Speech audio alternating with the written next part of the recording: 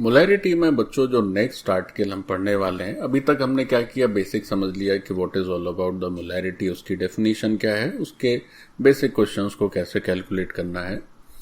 अब जो मोलैरिटी में नेक्स्ट पार्ट हम लोग पढ़ने वाले हैं, that is the effect of temperature, the effect या केवल effect of temperature over molarity. So ये भी बड़ा इंपॉर्टेंट पार्ट है बच्चों, effect of temperature, effect of temperature over molarity,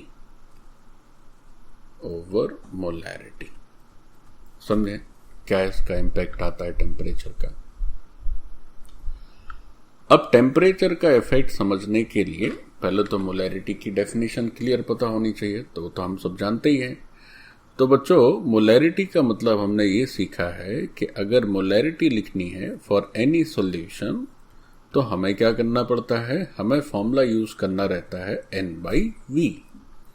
अच्छा ये N क्या है, तो N हम लोग पढ़ते हैं ये है मोल्स ऑफ सॉल्यूट। N क्या है, this is moles of solute. और V क्या है बच्चों, V is your volume of solution. V क्या हो जाता है, वॉल्यूम ऑफ द सॉल्यूशन, लेकिन ये वॉल्यूम किस में होना चाहिए, लीटर में, अगर आप ऊपर मोल्स का यूज करते हैं। अब इस फॉर्मूले में एक नजर में देखा जाए तो टेम्परेचर का तो कोई रोल ही नहीं है। इस मोलैरिटी के फॉर्मूले में टेम्परेचर तो कहीं दिख ही नहीं रहा है। तो एक बात मन में आ सकती है, सर खूब बदलता रहे टेम्परेचर, क्या दिक्कत है भाई। अगर इसके फॉर्मूले में कहीं कोई टेम्परेचर का टर्म आता तो टेम्परेचर के बदलने से समस्या होती। अब टेम्परेचर है ही नहीं तो क्या समस्या है, खूब बदलता रहे। तो एक मन में आ सकता है कि सर टेम्परेचर बदले तो मोलैरिटी पर कोई फर्क ही ना पड़े, लेकिन बच्चों फर्क पड़ता है। कैसे? अब टेम्परेचर का डायरेक्ट तो कोई इन्वॉल्वमेंट नहीं है, लेकिन हमें यह भी तो देखना होगा कि इस फॉर्मूले में ये जो मोलैरिटी का डिपेंडेंस है that is over two facts. First is this number of moles. अब बच्चों किसी भी सब्सटेंस के जो मोल होते हैं वो टेम्परेचर से उसका कोई लेना देना नहीं है, वो तो हमेशा ही कंजर्व रहते हैं। हाँ, लेकिन ये जो वॉल्यूम है वो जरूर टेम्परेचर से उसका लेना देना है। वॉल्यूम जो है टेम्परेचर के बढ़ाने पर बढ़ जाता है, घटाने पर घट जाता है, लेकिन नंबर ऑफ मोल्स को टेम्परेचर से एब्सोल्युटली कोई लेना देना नहीं है। जैसे हमने किसी सब्सटेंस के N मोल किसी टेम्परेचर पर लिए, आप टेम्परेचर बढ़ाते जाएं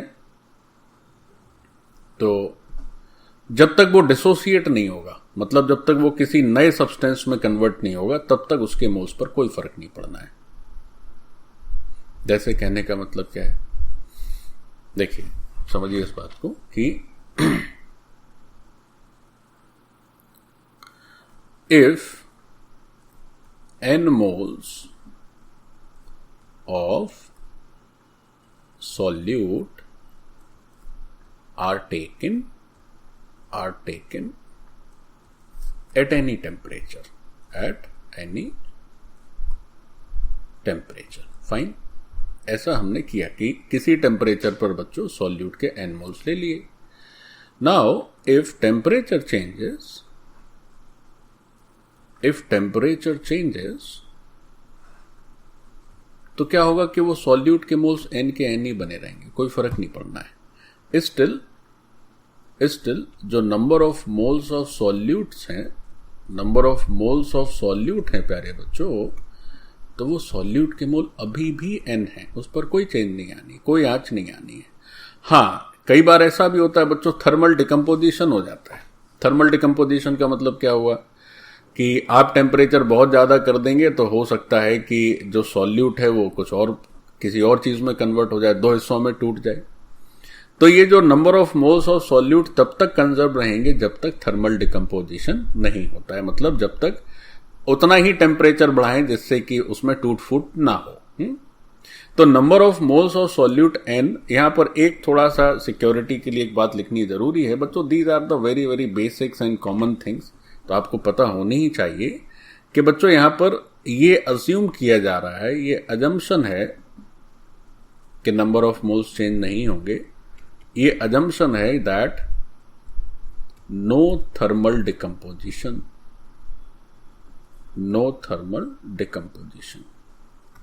मतलब जो सॉल्यूट है वो सॉल्यूट बरकरार है, सॉल्यूट का फॉर्म बदला नहीं है। टेम्परेचर बदल दिए लेकिन सॉल्यूट के मोल्स n ही रहेंगे।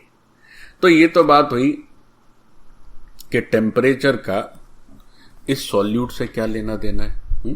ये तो बात ये हुई कि इस टेम्परेचर का सॉल्यूट से क्या लेना देना है। तो सॉल्यूट से एब्सोल्यूटली कोई लेना देना नहीं है, ये मानते हुए कि सॉल्यूट का थर्मल डिकम्पोजिशन नहीं हुआ।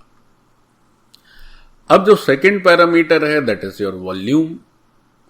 तो ये समझा जाए कि क्या वॉल्यूम में कोई फर्क पड़ता है टेम्परेचर से। बच्चों वॉल्यूम में तो बहुत फर्क पड़ता है। दूसरा जो पैरामीटर है that is volume of solution. Second parameter is your volume of solution. तो ये जो सेकंड पैरामीटर है सॉल्यूशन का वॉल्यूम, तो वो सॉल्यूशन का जो वॉल्यूम है बच्चों वो क्या हो जाता है, टेम्परेचर के डायरेक्टली प्रोपोर्शनेट हो जाता है। This V is directly proportional to T। इसका मतलब ये हुआ कि ये जो वॉल्यूम है वो टेम्परेचर डिपेंडेंट है। Volume is temperature dependent. ये जो वॉल्यूम है वो क्या है, टेम्परेचर पर डिपेंडेंट है। अब चूंकि ये डायरेक्टली प्रोपोर्शनल होता है टेम्परेचर के, तो इसका मतलब ये हुआ कि टेम्परेचर जैसे जैसे बढ़ेगा वॉल्यूम वैसे वैसे बढ़ेगा। अच्छा कोई पूछ दे, अच्छा ऐसा क्यों सर आप कह रहे हैं कि वॉल्यूम टेम्परेचर के डायरेक्टली प्रोपोर्शनेट होता है। देखिए उसका भी लॉजिक है, उसका भी बच्चों लॉजिक है, समझ लेते हैं थोड़ा सा फिर आगे बढ़ेंगे।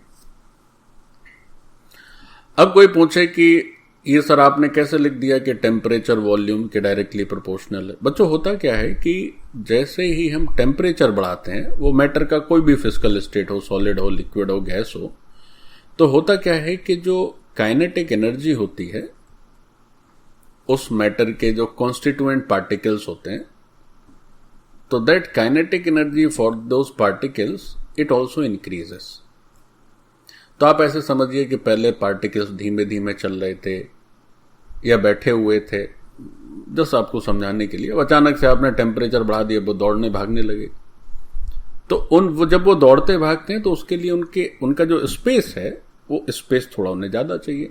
जैसे मान लीजिए सॉलिड है बच्चों, तो सॉलिड को आप मेल्ट कर दीजिए and convert it into liquid, then what happens, it will occupy more volume.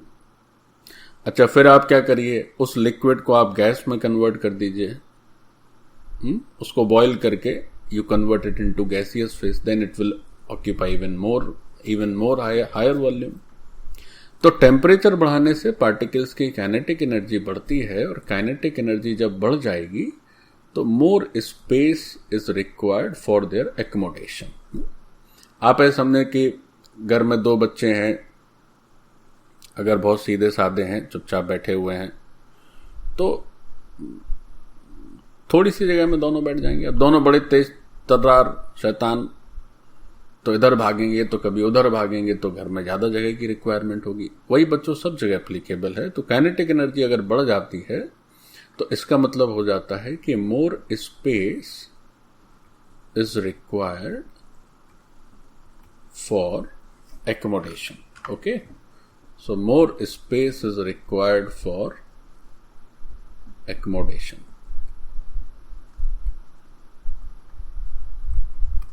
Okay, तो ये तो बात रही कि टेम्परेचर के बढ़ाने से वॉल्यूम को क्यों ऐसा माना जाता है कि बढ़ जाएगा। फाइन।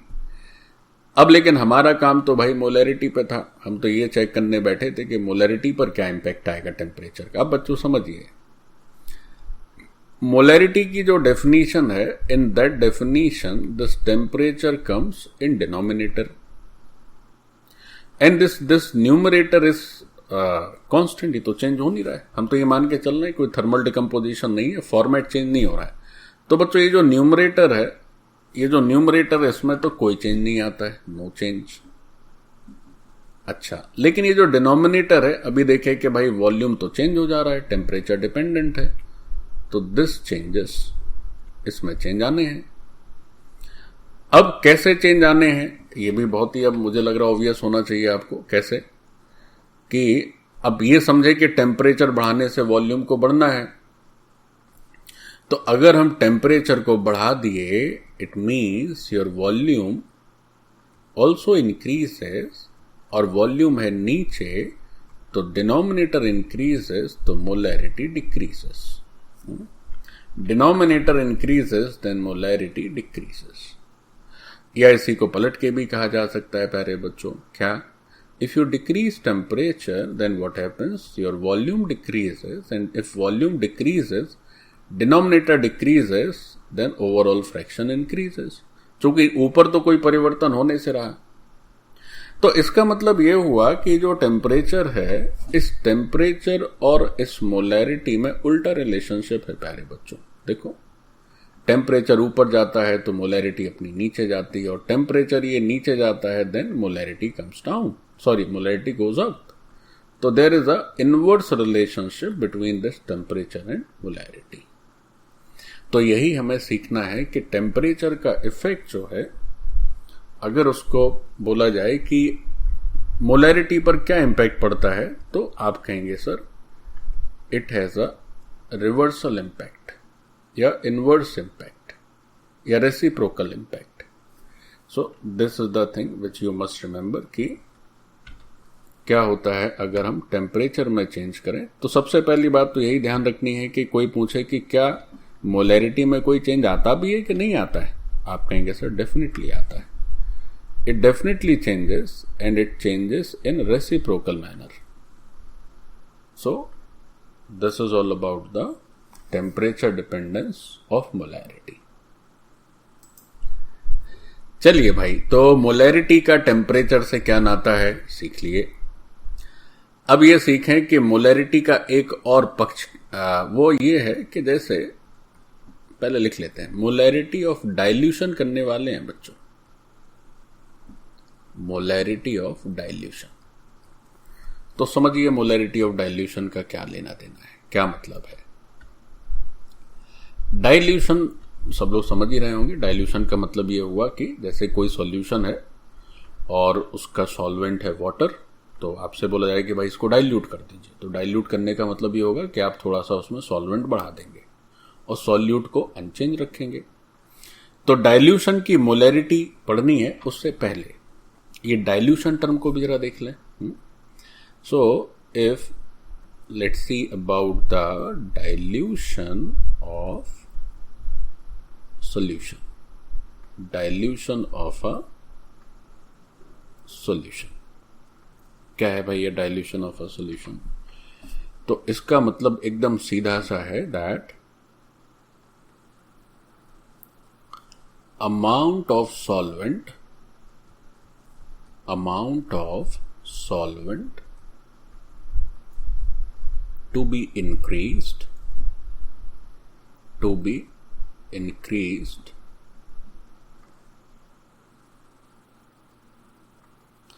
अब बच्चों सॉल्वेंट का अमाउंट बढ़ाना कई बार ऐसे लिख दिया जाता है कि सॉल्यूट का अमाउंट मत बढ़ाइए, सॉल्वेंट का बढ़ा दीजिए तो डाइल्यूशन हो गया. ऐसा जरूरी नहीं है बच्चों. डाइल्यूशन करने के लिए केवल आप सॉल्वेंट को इंक्रीज कर दें ऐसा जरूरी नहीं है. देखिए कितने तरह से डाइल्यूशन हो सकता है. अमाउंट ऑफ सॉल्वेंट भी लिखना अप्रोप्रिएट नहीं है, इसको दूसरे तरीके से लिखते हैं. देखो क्या करना है कि हम क्या करें कि किसी सॉल्यूशन में तो ये समझते ही हैं कि सॉल्यूशन के दो पार्ट होते हैं भाई. एक हो जाता है आपका सॉल्यूट और दूसरा हिस्सा जो है सॉल्यूशन का, that is your solvent.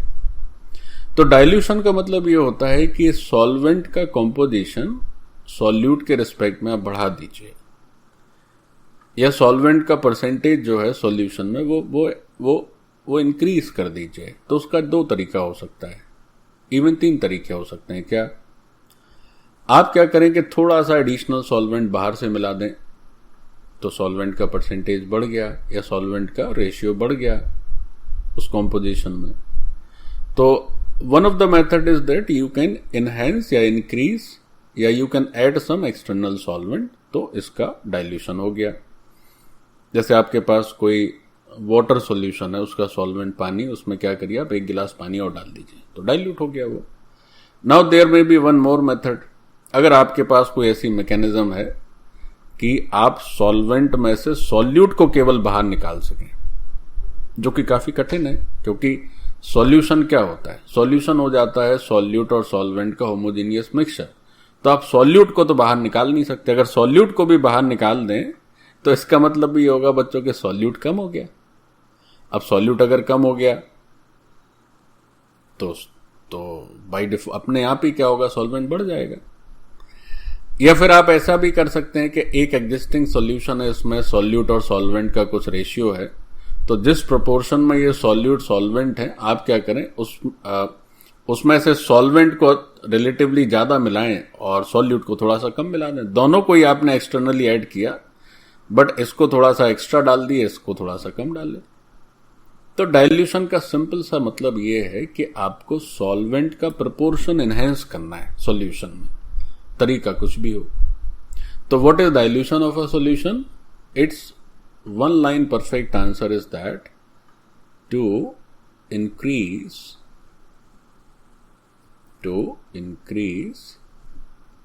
the proportion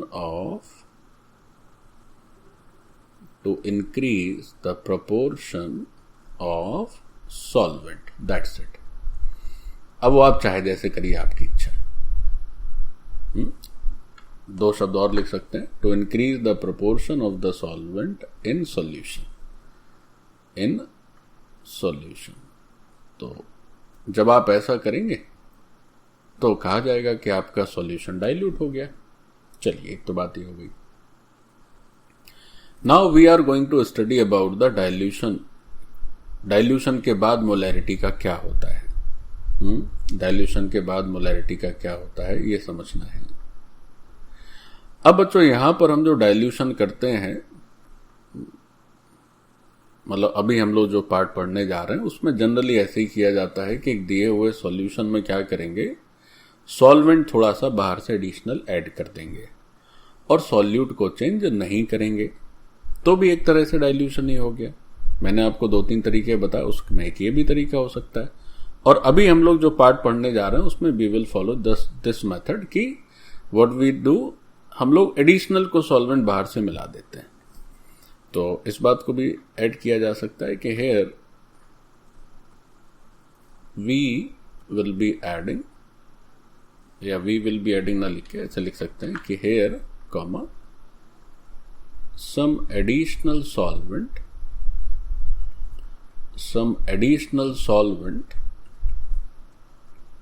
is added into the solution, और ऐसा करने से क्या हो जाता है, into the solution, keeping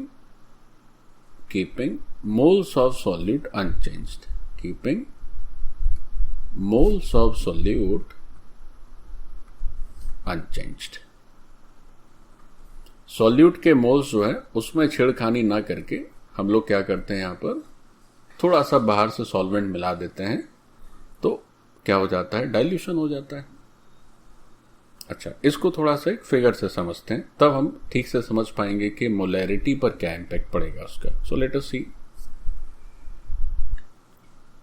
तो बच्चों जरा गौर से देखो, क्या कर रहे हैं कि हम लोग let's draw 2 containers, and in those 2 containers we are going to put 2 different solutions. So this is your first container, and उसके जस्ट बगल में हम लोग क्या कर रहे हैं, एक दूसरा कंटेनर भी ड्रॉ कर देते हैं। सो this is the second container, this is your second container, fine. इनका नेमिंग कर देते हैं, this is the first container and this is your second container. अब इन दोनों कंटेनर्स में हम लोग क्या करने वाले हैं, सॉल्यूशन रखने वाले हैं। तो से फर्स्ट कंटेनर में जो सॉल्यूशन है that is the initial solution which is given to us. और अब इस फर्स्ट कंटेनर में हम क्या करेंगे कि थोड़ा सा सॉल्वेंट बाहर से एक्सटर्नली ऐड कर देंगे, and then we are getting a new solution. ठीक, तो इस फर्स्ट कंटेनर का जो सॉल्यूशन है, इस सॉल्यूशन में हमने क्या किया बच्चों की, प्लस एडिशनल सॉल्वेंट बाहर से ऐड कर दिया। ओके, क्या कर दिया, प्लस एडिशनल सॉल्वेंट। अच्छा, तो जब सॉल्वेंट ऐड कर दिया तो नेचुरली इस सॉल्यूशन का जो कॉम्पोजिशन था that would have been changed, and now let's say the changed composition let represented by a different colour, so let this is your second solution. वही सॉल्यूशन था, now second solution is more diluted, so this is your second part. Fine. अब बच्चों ये जो पहला और जो दूसरा सॉल्यूशन आप देख रहे हैं, तो एक काम ये कर लेते हैं कि इसमें पहले तो ये मेंशन कर देते हैं कि ये जो है अपना this is your initial state and this is your final state. Okay, let's say the initial volume of this solution is V1. इसका जो वॉल्यूम है for this initial solution, let's say this is V1, and for this final state of the solution, let's say the volume is V2. Fine. So these are the two volumes. अब बच्चों ये जो पहले और दूसरे container आपको दिख रहे हैं, इन दोनों कंटेनर्स में चूंकि ये दोनों दो सॉल्यूशंस हैं, तो सॉल्यूशन में सॉल्यूट के साथ साथ सॉल्वेंट होता है. तो अगर हम सॉल्यूट की बात करें तो इस पहले कंटेनर में जो सॉल्यूट के मोल्स हैं, number of moles of solute, so these moles are N1. और बच्चों इस दूसरे कंटेनर में जो सॉल्यूट के मोल्स हैं, number of moles of solute, तो आपको एकदम स्पष्ट समझ में आना चाहिए कि सॉल्यूट के मोल अभी भी N1 है. There would be no change absolutely. Why? क्योंकि आपने क्या किया कि एक्स्ट्रा सॉल्वेंट को ऐड किया है. सॉल्यूट में तो कोई छेड़खानी की नहीं. तो अगर सॉल्यूट के मोल यहां पर N1 है तो सॉल्यूट के मोल यहां भी N1 होने चाहिए. चलिए, और चूंकि आपने पहले जो कंटेनर था उस कंटेनर में you added some additional solvent, तो ये भी बात एकदम नेचुरल समझ में आनी चाहिए कि इन दोनों वॉल्यूम्स में ये वॉल्यूम जो है वो ज्यादा है. V2 या उसको सेपरेटली अलग से लिख देते हैं. हमें यह बात भी स्पष्ट समझ में आनी चाहिए that this V1 is less than this V2. Volume of the second solution is definitely higher due to additional solvent. Okay, तो ये तो बच्चों बेसिक बात हुई कि सॉल्यूट में कोई परिवर्तन नहीं हुआ, वॉल्यूम बदल गया. वॉल्यूम किसके चलते बदला? चूंकि सॉल्वेंट बदल गया. अब बात पूछी जाए कि भाई सर एक बात बताइए कि अगर हमें मोलैरिटी की बात हम करें तो क्या मोलैरिटी में भी कोई बदलाव आएगा? नेचुरली आएगा बच्चों. कैसे नेचुरली आएगा? अगर मोलैरिटी ऑफ फर्स्ट सॉल्यूशन पूछा जाए, अगर हमसे ये कहा जाए कि भाई मोलैरिटी ऑफ फर्स्ट सॉल्यूशन, तो लेट्स से इसको अगर हम M1 लिखें तो हम लोग लिखेंगे that M1 is N1 divided by V1, number of moles of solute divided by the volume of the solution. And similarly if we are asked that please tell about the molarity of second solution, then what would be your answer? तब बच्चों हम लोग कहेंगे कि हमारी sir यहां पर जो मोलैरिटी होने वाली है वो होने वाली है N2 बाई V2. अब चूंकि V1 और V2 डेफिनेटली दो अलग अलग वॉल्यूम्स हैं, तो इसका मतलब ये होगा कि जो M1 है that is of course not equal to this M2, means molarity also changes if you dilute the solution. या आप कह लें कि अगर आप केवल सॉल्वेंट में चेंज करेंगे तो नेचुरल है बच्चों, कोई भी फ्रैक्शन है आप उसका न्यूमरेटर डिनोमिनेटर केवल एक ही चेंज कर रहे हैं तो उसको तो चेंज होना ही होना है. अच्छा देखिए, मैंने यहां थोड़ी गलती कर दी. यहां भी बच्चों N1 ही है. Number of moles of solute तो दोनों में ही सेम ही है. सॉल्वेंट में ही बदलाव हो रहा है, सॉल्यूशन के वॉल्यूम में ही बदलाव हो रहा है. तो न्यूमरेटर सेम है, डिनोमिनेटर डिफरेंट है, मतलब मोलैरिटी बदल जानी है. अब कोई पूछे कि अच्छा सर किसकी मोलैरिटी ज्यादा किसकी कम, तो ये भी बहुत ही आसान सा जवाब होगा. चूंकि न्यूमरेटर सेम है तो डिनोमिनेटर के बढ़ाने से फ्रैक्शन कम होगी. It means that your M1 which is the initial molarity must be greater than your final molarity. तो एक तो चलो ये बात हो गई. अब क्वेश्चंस में हमें क्या यूज करना रहता है? इसके जब क्वेश्चंस करेंगे हम लोग डाइल्यूशन वाले, तो हमें एक बहुत छोटी सी बात का यूज करना रहता है, वो है आपके number of moles of solute which are N1। Generally question में इस फैक्टर को यूज करने से ही अपना काम चल जाता है। क्या यूज करना पड़ता है? यूज ये करना पड़ता है बच्चों कि अगर आप इस पहले रिलेशन को देखें तो यहां पर आएगा N1 is equal to M1 into B1, और दूसरे से देखें तो भी N1 आएगा M2 into V2। You are going to have a same value for M1 V1 and M2 B2। Just आपको इसी को यूज करना रहेगा। अभी क्वेश्चन करेंगे तो आपको रियलाइज होगा, तो देखें। ओके, तो हम जो यूज करने वाले हैं अपने क्वेश्चंस में, उसमें यही यूज करते हैं that initial moles of solute this is equal to final moles of solute. This is equal to final moles of solute. Or you can say that M1 V1 is equal to M2 V2. So these are two basic मतलब ऊपर तो words में लिखा हुआ है और बच्चों नीचे उसी बात को हमने मैथमेटिकली रिप्रेजेंट कर दिया है। तो आपको इस बात को ठीक से याद रखना है कि जब इस तरह से डाइल्यूशन होगा तब क्या होगा, M1 V1 is equal to M2 B2, चूंकि ये दोनों ही N1 है, and N1 is what, N1 is your number of moles of solute जो चेंज नहीं हो रहा है। ठीक, तो ये तो रहा डाइल्यूशन का मसला, तो पकड़ में आया कि भाई डाइल्यूशन से क्या होता है। अब जैसे आपको से if you are given with three parameter से M1 V1 एंड V2, और आपसे कहा जाए कि ठीक है जो नया सॉल्यूशन बना इसका मोलैरिटी बता दीजिए, तो तीन बातें आपको नोन है, चौथी अननोन है, आप आराम से कैलकुलेट कर सकते हैं। चलो कुछ क्वेश्चंस में इन सब बातों को अप्लाई करके देखते हैं, तब समझ आएगा कि क्या लॉजिक है। तो बच्चों ये जो अभी बातें हमने सीखी डाइल्यूशन वाली, so let's see some examples. तो पहला एग्जांपल ये है दैट से हाउ मच वाटर, और ये सब बच्चों बहुत कॉमन एग्जांपल्स हैं, you can find in all standard resources. So how much water should be added, how much water should be added in say 300 ml of 0.1 molar H2SO4 aqueous solution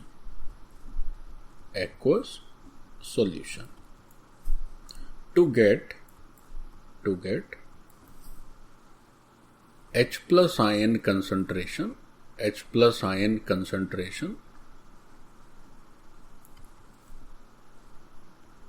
is equal to 0.05 molar. देखें जरा question को समझ लेते हैं। पहले तो बच्चों यही समझ में आना चाहिए कि जो क्वेश्चन लिखा है वही सही लिखा है। जब तुम इतना ही पढ़ना सीख जाओगे तभी तो सॉल्यूशन के लायक हो पाओगे। देखो क्या लिखा है। देखें बच्चों, क्वेश्चन में है कि कितना वाटर हमें ऐड करना चाहिए, how much water to be added. फिर एक H2SO4 एक्वस सॉल्यूशन का जिक्र है इन दिस क्वेश्चन, और उसके बारे में लिखा है कि हमारे पास 300 ml सॉल्यूशन है वो, और उसकी मोलैरिटी गिवन है that is 0.1 molar. H2SO4 aqueous solution है। कई बार अगर एक्वस नहीं भी लिखा हो तो पहले हम चर्चा कर चुके हैं कि हमें बाय डिफॉल्ट अज्यूम करना है that the water is your solvent. Fine, तो इस सॉल्यूशन का वॉल्यूम हमें दे रखा है, मोलैरिटी दे रखी है, solute is H2SO4, solvent is water.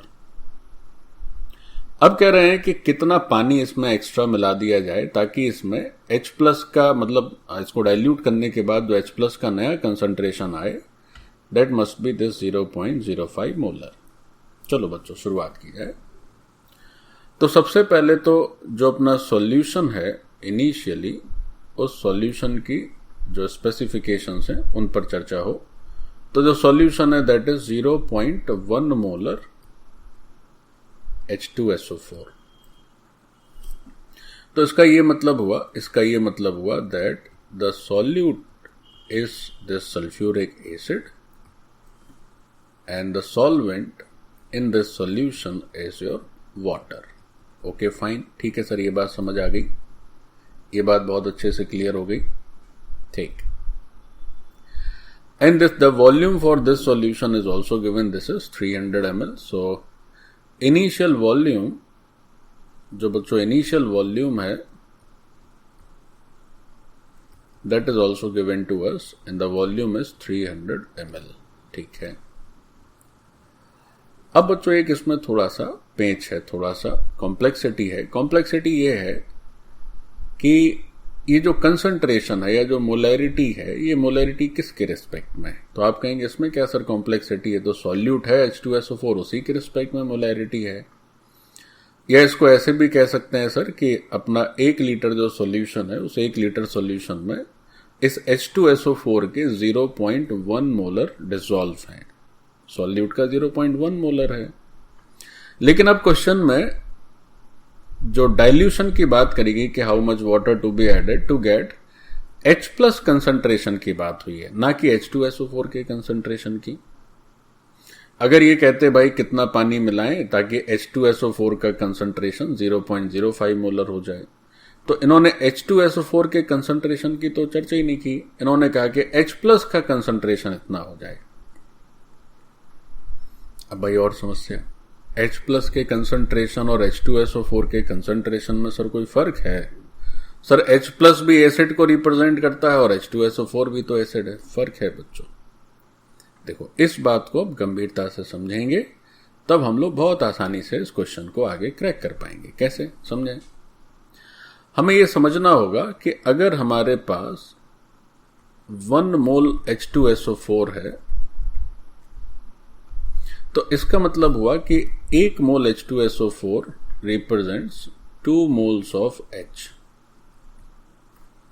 एक H2SO4 में या एक मॉलिक्यूल में 2 हाइड्रोजन एटम है बच्चों।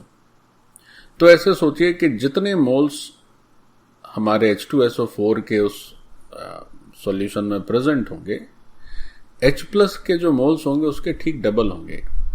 अच्छा, अब H प्लस क्यों लिख रहे हैं, H क्यों नहीं लिख रहे हैं, इस बात को भी समझ लीजिए। होता क्या है कि ये जो एसिड है, चाहे इस तरह का बेस हो, जब पानी के संपर्क में आता है तो अपने आयंस में ब्रेक हो जाता है प्यारे बच्चों। होता क्या है कि जैसे ये H2SO4 comes in contact with water, it gets broken into its ions, cations as well as anions. तो the moment you mix this sulfuric acid with water, तो फिर ये सल्फ्यूरिक एसिड बचेगा ही नहीं। तब क्या होगा, ये टूट जाएगा। इसे बोलते हैं डिसोसिएशन ऑफ एसिड। क्या हो गया ये? Dissociation of acid. और बच्चों क्या है कि कोई एसिड कितना तगड़ा है, कितना मजबूत है, इसी बात पर निर्भर करता है कि उसका डिसोसिएशन कितना फास्ट होता है। तो ये बहुत ही स्ट्रॉन्ग एसिड है, this H2SO4 is a strong acid, तो इसका डिसोसिएशन 100% हो जाता है, बड़ी तेजी से हो जाता है। तो अगर हमारे पास एक मॉलिक्यूल है H2SO4 का, तो it generates 2H plus ions. गौर से समझेंगे बच्चों। तो अगर हमारे पास 1 मोल H2SO4 का है तो it generates 2 mole of this H plus, 2 moles of H plus. तो अगर हमारे सॉल्यूशन की मोलैरिटी वो मोलैरिटी 0.01 मोलर है with respect to this H2SO4, तो H प्लस के रिस्पेक्ट में मोलैरिटी कितनी होगी? तो आप इसका ठीक डबल कर देंगे, क्योंकि मोलैरिटी में क्या होता है, नीचे 1 लीटर सॉल्यूशन और ऊपर सॉल्यूट के मोल्स। तो सॉल्यूट के मोल्स यानी H2SO4 के मोल्स 0.1 है, तो H प्लस के मोल्स उसके दोगुने होंगे। अच्छी बात समझ में आ गई। बात समझ में आ गई कि सर H प्लस के रिस्पेक्ट में जो मोलैरिटी होगी वो दोगुनी होगी H2SO4 की मोलैरिटी के। ठीक है सर, क्यों? क्योंकि जितने H2SO4 के मोल्स होंगे उसके 2 गुने मोल्स होंगे किसके? H प्लस आयन के। ओके सर, परफेक्ट, समझ आ गया। तो सर फिर अब हमें तो गिवन है H2SO4 का कंसंट्रेशन और फाइनल जो कंसंट्रेशन दिया है सर वो तो H+ का है। तो दो तरीके हैं बच्चों, या तो आप इसको भी H+ का बना लीजिए या नीचे वाले को H2SO4 का बना लीजिए। तो चलिए हमने शुरुआत में H2SO4 से ही शुरुआत की है। तो जो फाइनल कंसंट्रेशन हमें अचीव करना है जो H+ के रिस्पेक्ट में दिया है उसे हम H2SO4 के टर्म में लिख लेते हैं। देखो कैसे।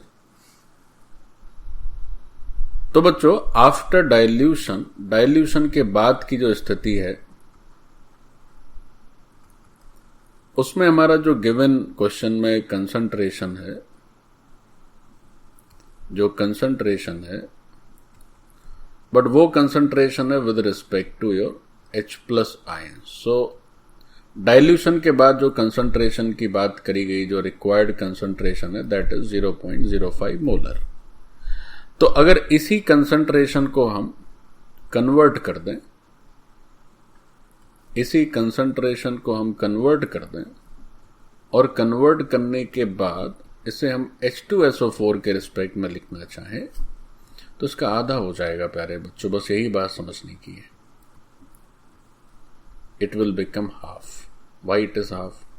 क्योंकि 1 मोल H2SO4 है, या H2SO4 के जितने भी मोल्स प्रेजेंट होंगे उसके 2 गुने मोल्स प्रेजेंट होंगे H+ के।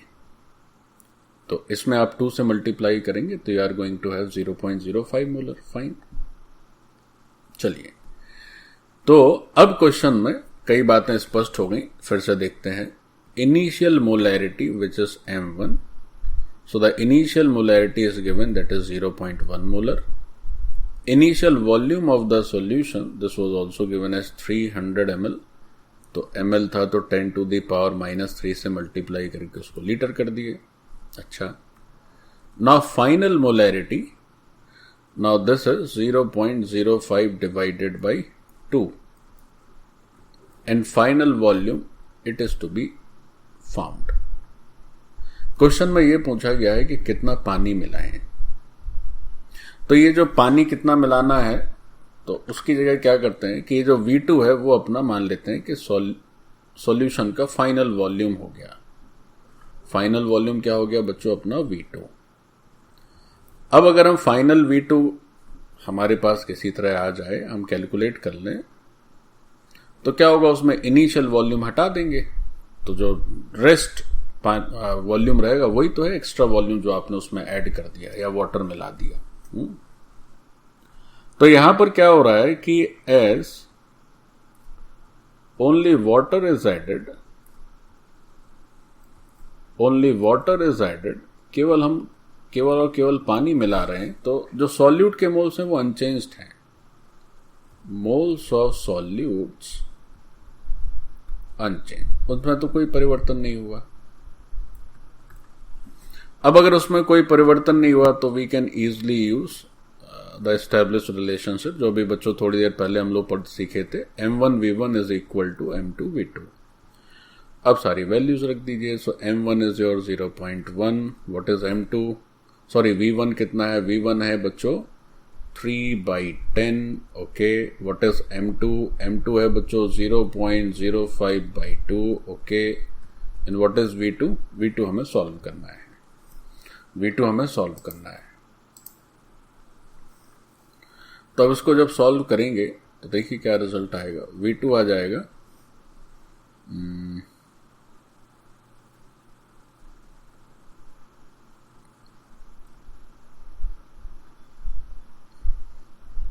इसको अगर सॉल्व किया जाए बच्चों तो ये ऊपर हो जाएगा 6 और 3/100 है और ये बच्चों 5/200 है। ठीक है, 3/100 इधर है, 5/200 इधर है, तो 2 से 2 निकल गया और 6/5 हो जाएगा, 6/5 लीटर। तो ये जो V2 आया बच्चों वो 6/5 लीटर हो गया। अब इसे अगर आप ml में कन्वर्ट करना चाहते हैं तो आपको 1000 से मल्टीप्लाई कर देना होगा, तो ये 6000/5 और यू कैन से 1200 ml हो गया ये। नेक्स्ट पेज पर लिख देते हैं। तो अपना बच्चों ये जो फाइनल वॉल्यूम की चर्चा हुई, जो फाइनल वॉल्यूम की बात हुई, जैसे कि हम लोग V2 बोल रहे हैं, so this V2 is 6/5 liters, so you multiply this by 100, so this much ml, और you can say आप उसको सॉल्व करेंगे तो you will be having 1200 ml। तो ये बच्चों फाइनल वॉल्यूम हो गया सॉल्यूशन का। और इनिशियल वॉल्यूम कितना था? तो initial volume is given with your question. तो इनिशियल वॉल्यूम में बच्चों केवल 300 ml की बात है। ऐसा लिखा है that the initial volume is just 300 ml। तो इनिशियल वॉल्यूम 300 ml से फाइनली हमने 1200 ml कर दिया। कैसे? उसमें पानी डालते गए तो कितना पानी मिला दिए? तो 1200 में 300 सब्ट्रैक्ट कर दीजिए, 900 ml आ गया। सो जो क्वेश्चन में पूछा गया था that amount of water added, how much water we add to the solution, so this is 900 ml minus 300 ml, sorry not 900, ये 1200 है प्यारे बच्चों। 1200 ml इन फाइनल वॉल्यूम था, इनिशियल वॉल्यूम 300 ml था। तो ऐसा करने से हमारे पास परिणाम आया 900 ml। We got the result 900 ml answer. देखो कितना आसान।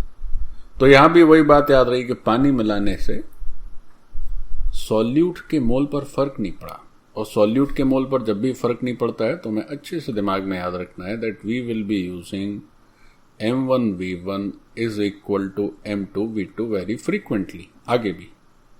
लेकिन ये केवल और केवल कब यूज करेंगे प्यारे बच्चों? ये तभी हम यूज कर सकते हैं जब इस बात की श्योरिटी रहे कि सॉल्यूट के मोल्स नहीं बदल रहे हैं, केवल मोलैरिटी बदल रही है और वॉल्यूम बदल रहा है।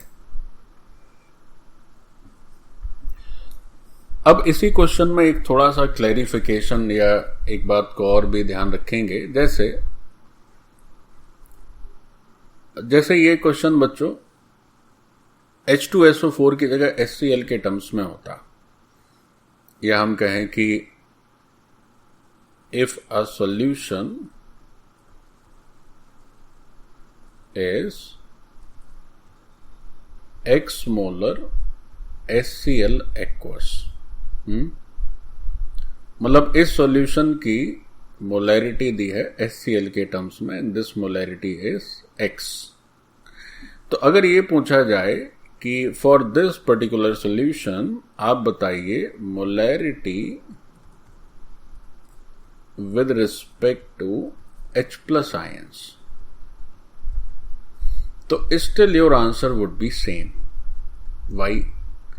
बच्चों क्या है कि HCl के एक मॉलिक्यूल में एक ही H है, या आप HCl का जब डिकम्पोजिशन करेंगे, यहां बगल में डिकम्पोजिशन करके भी देख सकते हैं। So when this HCl is going to decompose with water, तो एक HCl एक H+ को जनरेट करेगा। तो HCl के जितने मोल्स होंगे उस सॉल्यूशन में, जो कि मोलैरिटी डिफाइन करने वाले हैं, same number of moles H+ के भी होंगे। लेकिन अभी बात चूंकि H2SO4 की हो रही थी और एक H2SO4 दो H+ को रिलीज कर रहा था, तो वहां पर बच्चों हमें 2 से मल्टीप्लाई करना पड़ा, या वहां में ये देखना पड़ा कि जितने H+ होंगे उसके आधे होंगे आपके H2SO4। But if this question would have been in terms of HCl, तो आपको ध्यान रखना है कि HCl में जितने मोल्स होंगे उतने ही मोल्स H+ के भी होंगे। तो HCl के रिस्पेक्ट में जो मोलैरिटी आएगी, same molarity is with respect to H+ also. तो ये डिपेंड करता है कि किस तरह का आपका एसिड है। मान लीजिए किसी एसिड में 3 H+ हैं, तो 1 मोल एसिड के डिकम्पोजिशन से 3 H+ निकलेंगे, तो H+ के रिस्पेक्ट में जो मोलैरिटी है बच्चों वो 3 गुनी हो जाएगी। बहुत सिंपल। इसमें कुछ ऐसा मैजिक साइंस नहीं है, या ना कुछ ऐसी छिपी हुई बात है, सब कुछ एकदम सीधा सीधा है। अगर H+ के रिस्पेक्ट में बच्चों मोलैरिटी पूछी जा रही है तो हमें देखना होगा कि 1 लीटर सॉल्यूशन में कितने H+ के मोल्स हैं।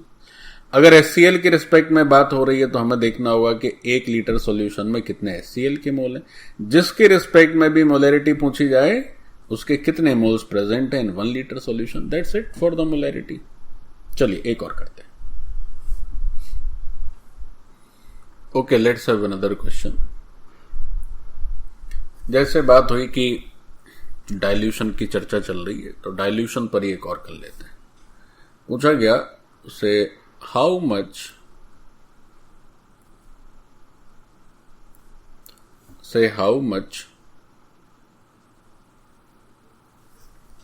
water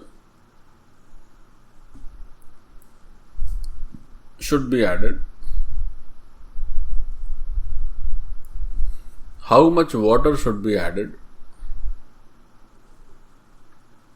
Say in 10 gram HCl to obtain say 5% weight by weight HCl solution, HCl aqueous solution। अब बच्चों ये मोलैरिटी से इसका कोई ताल्लुक नहीं है, बट यहां पर क्या है, चूंकि डाइल्यूशन की बात चल रही है तो यहां वैसा डाइल्यूशन भी नहीं है, ये क्वेश्चन ही अलग कैटेगरी का हो गया। तो बहुत ही सिंपल कंसंट्रेशन टर्म का क्वेश्चन है, मास बाई मास या वेट बाई वेट का सवाल हो गया ये। चलो इसी में देख लेते हैं। जैसे क्या है कि अब हमारे पास कोई सॉल्यूशन नहीं है, हमारे पास क्या है, हमारे पास initially we are having the solute HCl and this HCl is 10 grams only with us. कोई सॉल्यूशन नहीं है। अब सॉल्यूशन बनाना है, अब क्या करना है, हमें इस HCl का एक्वस सॉल्यूशन बनाना है और उसकी स्ट्रेंथ रखनी है बच्चों 5% वेट बाई वेट या 5% mass by mass. This is absolutely not related with your molarity. Fine, तो 5% mass by mass HCl aqueous solution चाहिए। तो पहले तो ये जो 5% मास बाई मास, इसका मतलब क्या हुआ, तो अगर लिखा गया दैट 5% वेट बाई वेट या मास बाई मास सॉल्यूशन, तो इसका ये मतलब हुआ, हम लोग पढ़े थे परसेंटेज टर्म्स में, the numerator represent solute and denominator represents your solution. तो इसका मतलब ये हुआ दैट अब दोनों ही मास बाई मास हैं, तो 100 ग्राम जो सॉल्यूशन है, उस 100 ग्राम सॉल्यूशन में हमारे पास 5 ग्राम सॉल्यूट प्रेजेंट होना चाहिए। इसका ये मतलब है बस, इफ इट इज 5% weight by weight, then 100 gram solution must contain 5% solute and the solute in this case is HCl। Okay fine. तो अब ये पूछा गया कि भाई 10 ग्राम था आपके पास HCl और आपको 5% वेट बाई वेट सॉल्यूशन बनाना है, तो कितना पानी आप मिलाएंगे। तब इससे आसान क्या हो सकता है, देखिए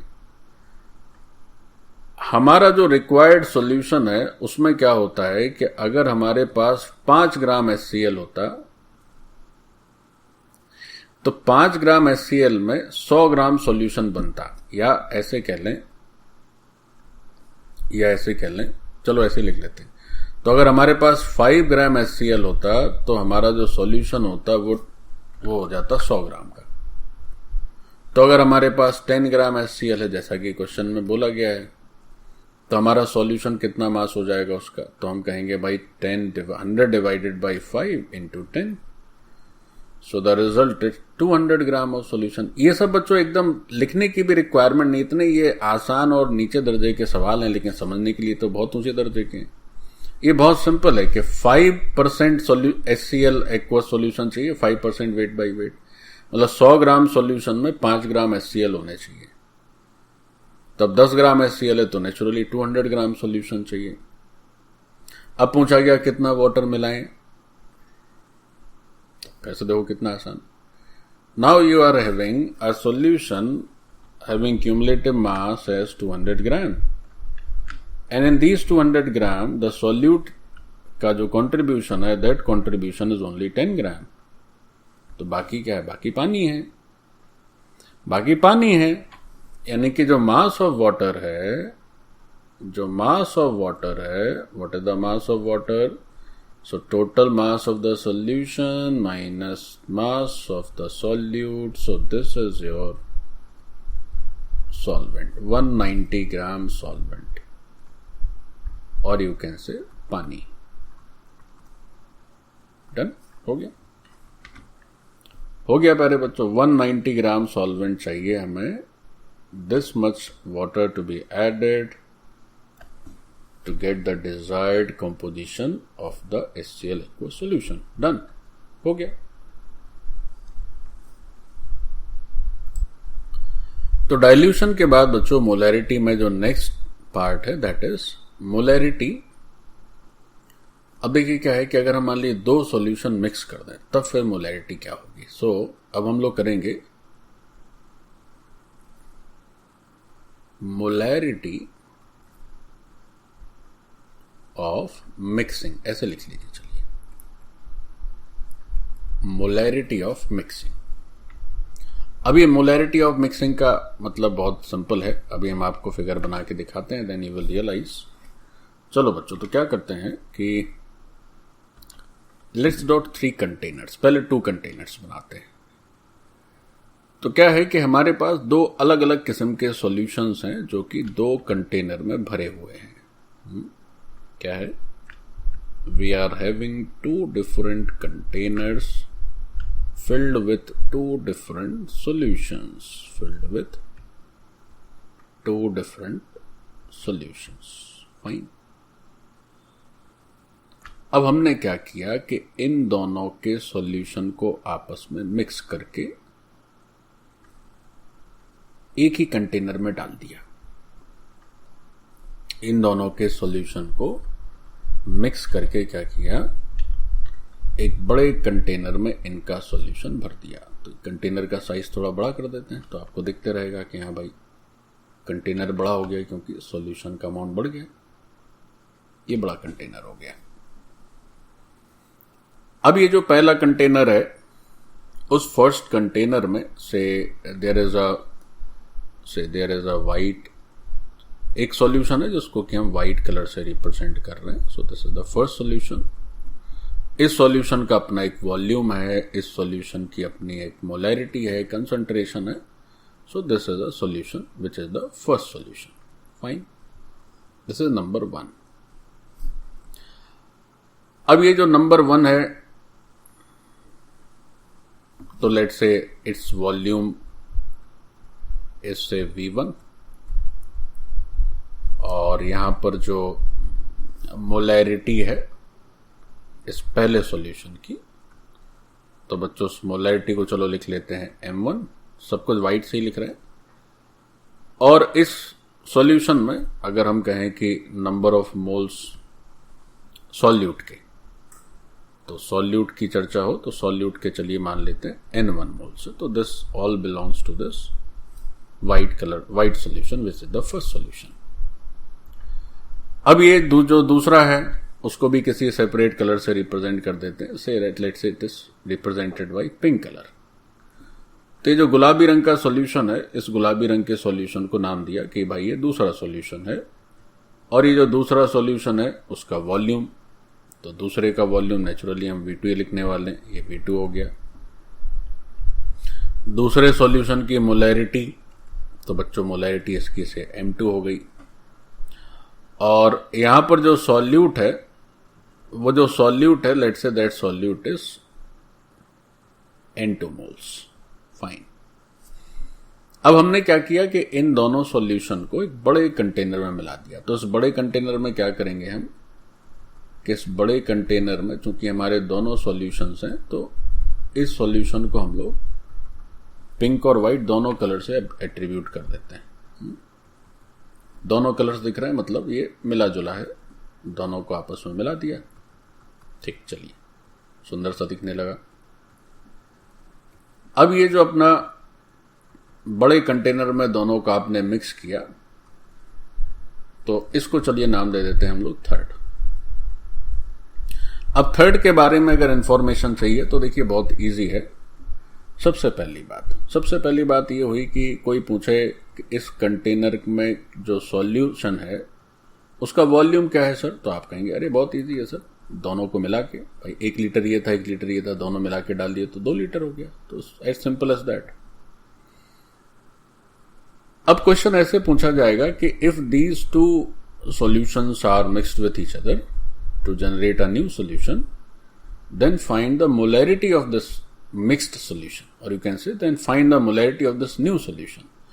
मतलब now we have to answer the question that what is the molarity for this particular solution, this third solution. यही हमें सीखना है। यही बच्चों molarity of mixing है कि दो अलग अलग solutions अगर हमारे सामने हैं और उन दोनों को हम मिला दें तो फिर ये पूछा जाएगा कि कितनी है molarity, सो बताइए। तो मोलैरिटी बतानी है। अब अच्छा एक बात और भी ध्यान रखें, ये जो थर्ड सॉल्यूशन तुम देख रहे हो इसमें 2 तरह के सॉल्यूट हैं। इसमें बच्चों क्या है, 2 तरह के सॉल्यूट हैं। तो इस थर्ड सॉल्यूशन में जो सॉल्यूट 1 है उसके तो N1 मोल्स प्रेजेंट हैं, and there is another solute also which is solute 2 जो कि दूसरे सॉल्यूशन से आया होगा, तो उसके N2 मोल्स प्रेजेंट हैं। ये पूरी वस्तु स्थिति है। अब हमें ये पता लगाना है कि ये जो तीसरा है उसकी मोलैरिटी क्या है, तीसरे की मोलैरिटी क्या है। So let us see, it's very easy. तो बच्चों जो मोलैरिटी ऑफ मिक्सिंग है इसमें क्या है कि इनिशियली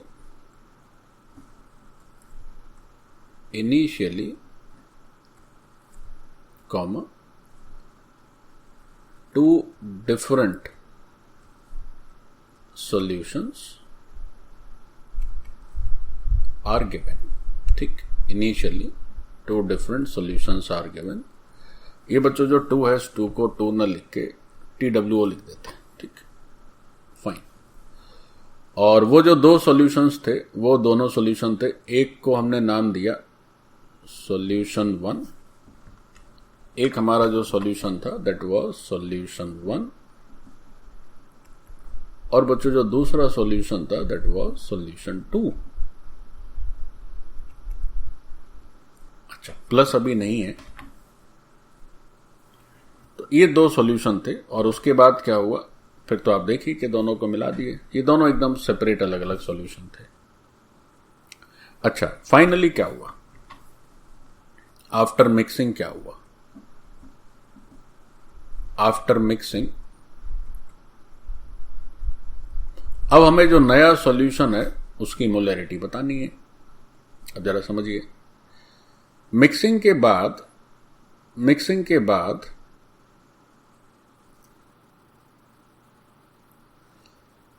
जो बच्चों टोटल मोल्स ऑफ सॉल्यूट्स हैं,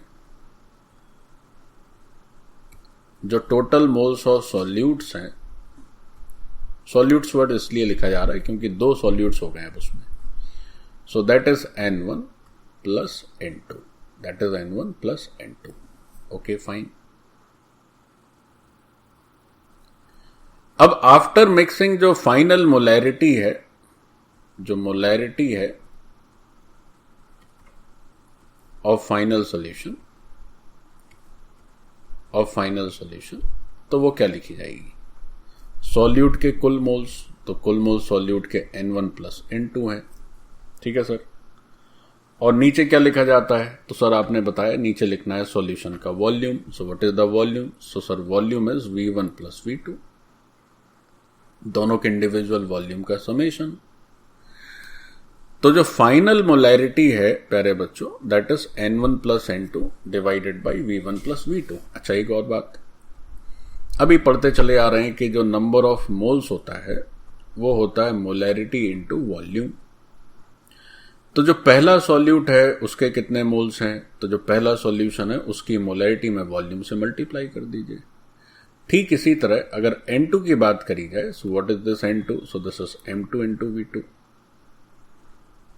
तो now let's see the final result which you should remember. अब इसमें कुछ रिमेंबर करने लायक है नहीं है, सबको पता ही है कि N1 का मतलब M1 V1 है और N2 का मतलब M2 V2 है। स्टिल तो जो फाइनल मोलैरिटी है,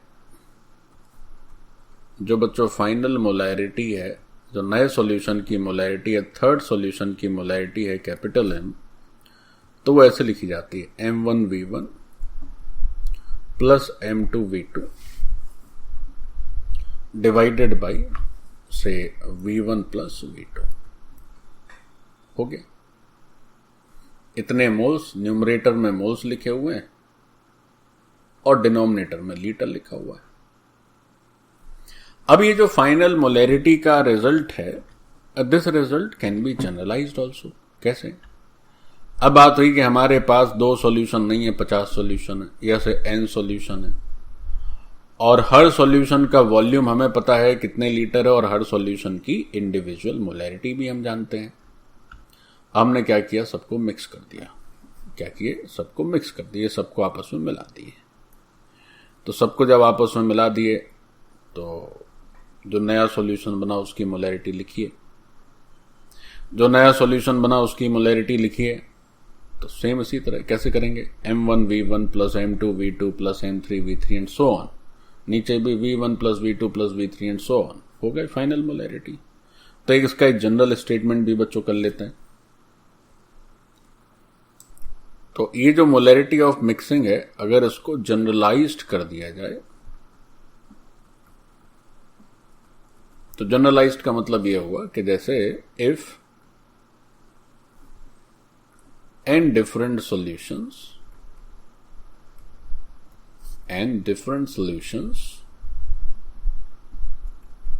are given initially,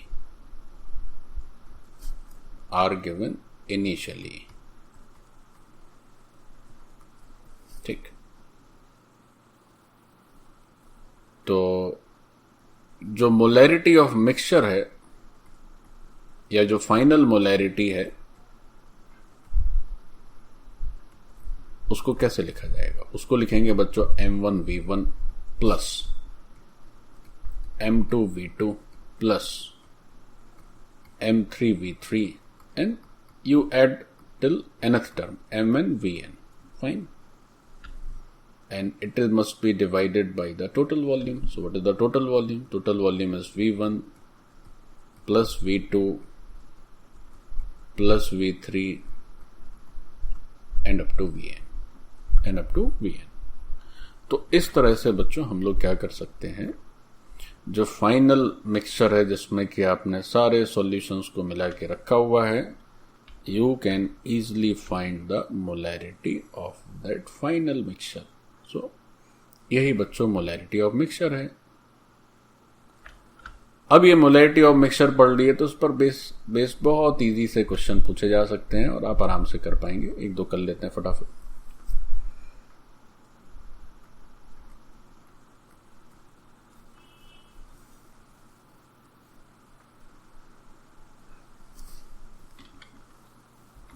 बच्चों ध्यान रखेंगे, यहां भी इस मोलैरिटी का जो यूनिट है बच्चों, this for this molarity it is again mole per litre. इसमें कोई परिवर्तन नहीं है, केवल आपने सॉल्यूशंस मिलाए हैं और कुछ नहीं किया, तो यूनिट में कहां चेंज हो जाएगा। तो चलो बच्चों इस मिक्सिंग के ऊपर एक क्वेश्चन हो जाए। देखो क्या क्वेश्चन है। क्वेश्चन ऐसा है कि से कुछ भी लिख सकते हैं आप, जैसे बात हुई कि से 100 ml ऑफ से 0.2 मोलर H2SO4 सॉल्यूशन। बच्चों अगर एक्वस वर्ड नहीं ऐड किया है तो वो बाय डिफॉल्ट अंडरस्टूड है कि H2O ही है। तो 100 ml of 0.2 molar H2SO4 solution is mixed with say 200 ml of 0.3 molar H2SO4 solution। बहुत ही सिंपल क्वेश्चन है, direct. Find molarity of the resulting solution. Find molarity of resulting solution। ये question है, ठीक है। तो देखें इसका उत्तर क्या होगा। अभी तो इसमें तो कोई जान ही नहीं है, क्योंकि सब कुछ जो है सीधा ही सीधा लिखा है। V1 is given as 100 ml और V1 के करस्पॉन्डिंग जो M1 है this is given as 0.2 molar. Similarly, for another solution, second solution, this volume is 200 ml और बच्चों इसके करस्पॉन्डिंग जो मोलैरिटी है दैट इज 0.3 मोलर। अब आपको क्या चाहिए, आपको चाहिए रिजल्टिंग सॉल्यूशन की मोलैरिटी। तो आप कैसे करेंगे, देखिए आप कैसे करेंगे। आप इसकी मोलैरिटी, एक बात चलिए जरूर सीखने की है, क्या मोलैरिटी का फॉर्मूला क्या सीखे। मोलैरिटी का फॉर्मूला सीखे कि सर M1V1 आपने बताया प्लस M2V2 बताया और नीचे आपने बताया कि V1 प्लस V2 कर दीजिए। अब बच्चों हमने तो सीखा है कि ऊपर जो है मोल्स आने चाहिए, नीचे लीटर आना चाहिए वॉल्यूम, लेकिन यहां पर वॉल्यूम जो है वो लीटर में ना लिख के ml में लिखा हुआ है। लीटर में लिख के क्या है, ml में लिखा हुआ है। तो अगर कोई, जैसे हम यहां पर कहें कि भाई अगर M1V1 इस तरह से लिखा जाए, कैसे M1V1 इस तरह से लिखा जाए दैट 0.2 और इसको सीधा 100 लिख दिया, तो ये क्या हुआ, ये तो N1 है, but this is not moles, this is millimoles. Why it is millimoles, क्योंकि ये तो ठीक है मोलैरिटी अपनी ठीक है 0.2, बट लीटर की जगह ml है, इसलिए मिलीमोल्स हैं। तो एक तरीका ये हो सकता है कि आप बच्चों लीटर में कन्वर्ट कर दीजिए फिर यहां पर रख दीजिए, लेकिन उसकी जरूरत नहीं है। देखो कैसे, M1V1 की वैल्यू जो है that is 0.2 into 100 divide plus M2V2 is 0.3 into 200, fine. And in division, V1 plus V2. So what is V1 plus V2? It is 100 plus 200.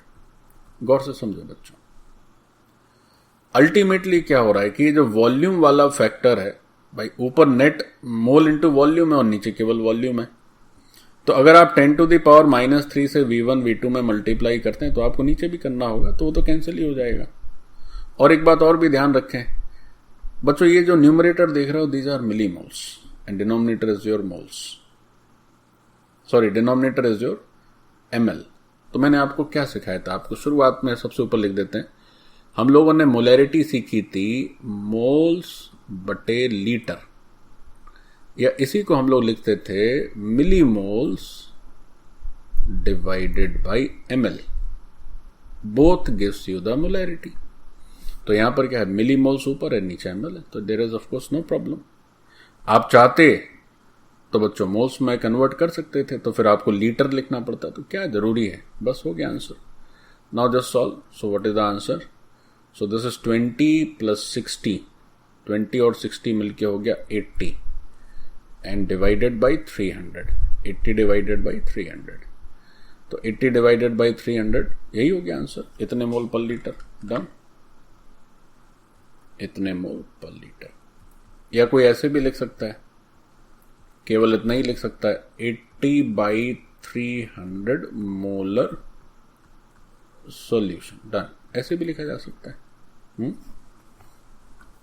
So this was straight away very simple question, just apply the formula and get the answer. Formula भी क्या formula है उसमें, तो बड़ा obvious है, तो होना ही है। बच्चों एक और क्वेश्चन करते हैं मोलैरिटी का।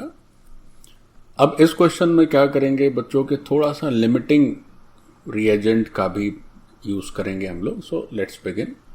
तो मोलैरिटी भी हो जाएगी और लिमिटिंग एजेंट का भी, लिमिटिंग जो रिएजेंट होता है उसका भी रिवीजन हो जाएगा आपका।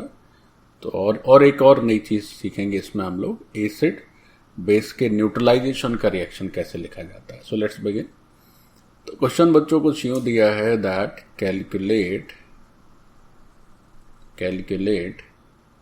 से mass of salt, calculate mass of salt formed if से इस तरह से लिखा हुआ है that 6 ml of say 2 molar H2SO4, 6 ml of 2 molar H2SO4 solution is treated with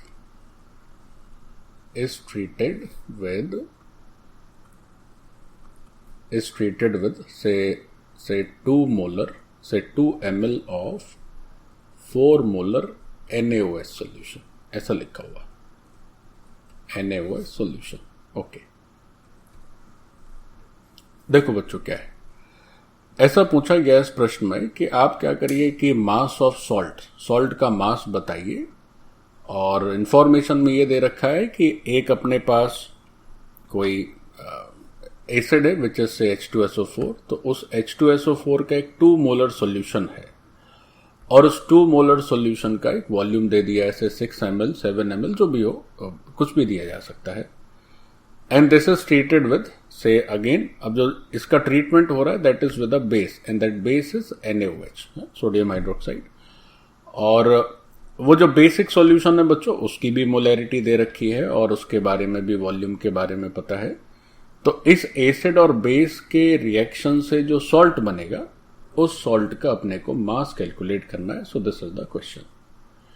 अच्छा, अब ऐसे भी पूछा जा सकता है, और भी इसमें 2-3 क्वेश्चन पूछे जा सकते हैं। ऐसे एक क्वेश्चन ये पूछा जा सकता है कि एसिड और बेस जब रिएक्ट करके जो सॉल्ट का सॉल्यूशन बनाएगा, तो उस सॉल्ट की मोलैरिटी बताइए। ऐसे भी पूछ सकते हैं कि से also find say molarity of salt solution, ये जो सॉल्ट का सॉल्यूशन है इसकी मोलैरिटी भी बताइए। देखो बच्चों, करके देखते हैं। तो इस क्वेश्चन को सॉल्व करने के लिए सबसे पहले तो यही जानकारी रहे कि यार ये एसिड और बेस का रिएक्शन होता कैसे है, एसिड और बेस रिएक्ट कैसे करते हैं। First of all you need to know this thing, और जब एसिड बेस की रिएक्शन मालूम हो जाएगी फिर तो बहुत ही इजी है। तो बच्चों होता क्या है कि जैसे ये एसिड है से H2SO4, और this is reacting with NaOH which is a base, this is an acid, और ये हो गया बच्चों बेस। ठीक, तो जब आप इन दोनों को मिक्स करते हैं तो एसिड की जो प्रॉपर्टीज हैं और बेस की जो प्रॉपर्टीज वो एकदम ऑपोजिट होती हैं बच्चों। तो acid base when come in contact with each other, तो होता क्या है, वो एक दूसरे को न्यूट्रलाइज कर देते हैं। क्या करते हैं? न्यूट्रलाइज कर देते हैं। और एसिड बेस इस तरह से जब रिएक्ट करते हैं तो बनाते हैं सॉल्ट क्या है, यहां पर जो प्रोडक्ट आने वाला है वो होगा Na2SO4 plus H2O. So this is known as salt. Salt क्या होता है बच्चों? देखो होता क्या है कि ये जो H2SO4 है, ये जो H2SO4 का एक्वस सॉल्यूशन है, गौर से समझेंगे, ऊपर की रिएक्शन से ये कैसे सॉल्ट जनरेट हुआ, और ये तो वाटर ही है, वो मैं आपको अलग से समझा रहा हूं। तो ये बच्चों जो H2SO4 का एक्वस सॉल्यूशन है, मतलब जैसे ही आपने H2SO4 को पानी में मिलाया तो व्हाट हैपेंस, एसिड बच्चों आयनाइज हो जाता है, और एसिड की प्रॉपर्टी रहती है कि वाटर में ये H+ रिलीज करता है। This is your acid. ऐसे ही बच्चों अगर बेस की बात करें, so let's say you are having a base which is NaOH aqueous, तो आपके पास इस बेस का एक्वस सॉल्यूशन है, तो बेस को जब पानी में आप मिलाते हैं तो ऐसी बेस की भी प्रॉपर्टी होती है कि वो OH- रिलीज करता है, तो बेस ने OH- रिलीज कर दिया। अच्छा, अब क्या हुआ कि इन दोनों सॉल्यूशन को जब आपने मिलाया आपस में, तो एक सॉल्यूशन में तो क्या क्या पड़ा हुआ था, एक सॉल्यूशन में जो एनाइन था दैट इज सल्फेट, से दिस इज 2-, सॉरी। तो बच्चों एक जो सॉल्यूशन था, जो एसिडिक सॉल्यूशन था, उसमें भी कैटाइन और एनाइन थे, और जो बेसिक सॉल्यूशन था उसमें भी कैटाइन और एनाइन थे। फिर आपने क्या किया कि इन दोनों सॉल्यूशन को आपस में मिक्स कर दिया, आपने क्या किया कि इन दोनों सॉल्यूशंस को आपस में मिक्स कर दिया।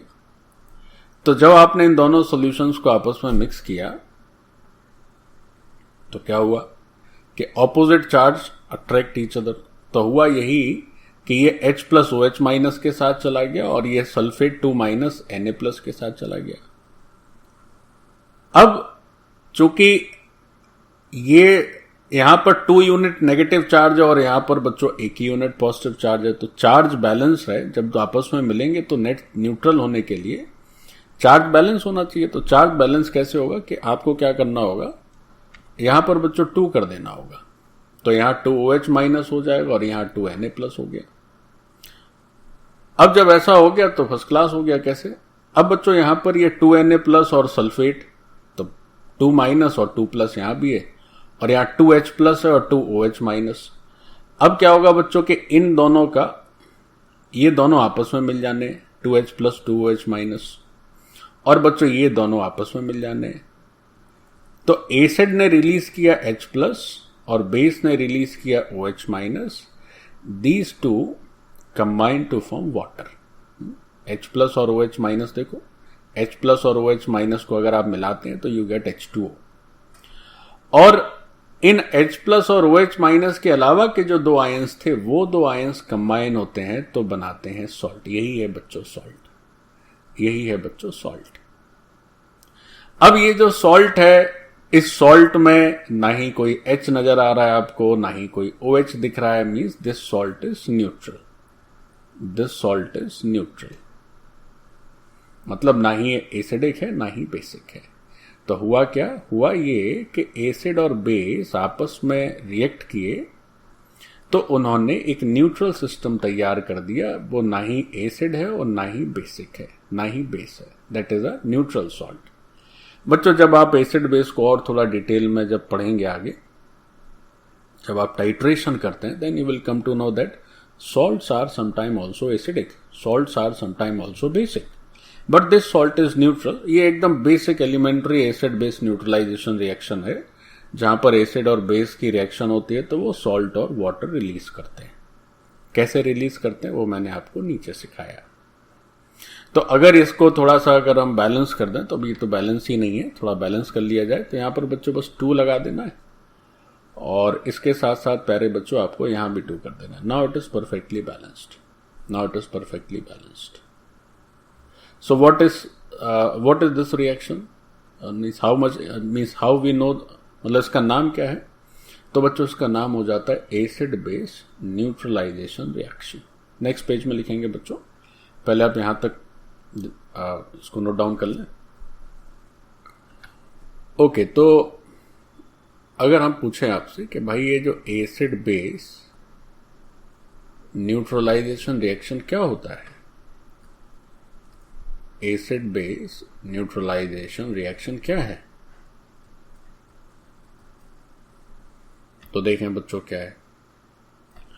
एसिड बेस न्यूट्रलाइजेशन का मतलब है दैट व्हेन एन एसिड या when aqueous solution of N acid and aqueous solution of a base react with each other to form salt and release water.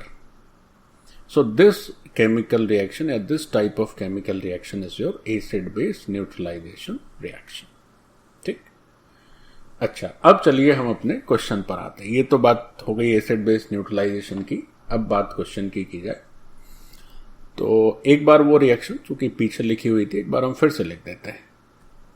सो हो ये रहा था कि यहां पर H2SO4 का एक्वस सॉल्यूशन था। कई जगह बच्चों ये एक्वस वर्ड नहीं लिखा होगा, तो ये बाय डिफॉल्ट अंडरस्टूड है कि यहां पर एक्वस रहता ही है, क्योंकि सॉल्यूशन में अगर कुछ नहीं लिखा है मतलब वो वाटर है। Okay fine. सो क्या हो गया बच्चों, ये सॉल्ट हो गया Na2SO4 और ये 2H2 हो गया। ठीक, आप चाहे तो एक काम और भी कर सकते हैं, यहां पर एक टर्म और भी लिख सकते हैं। वो ऐसे लिख सकते हैं कि अगर हम एसिड को पानी में डालें तो एसिड का काम होता है कि ये H+ रिलीज करेगा।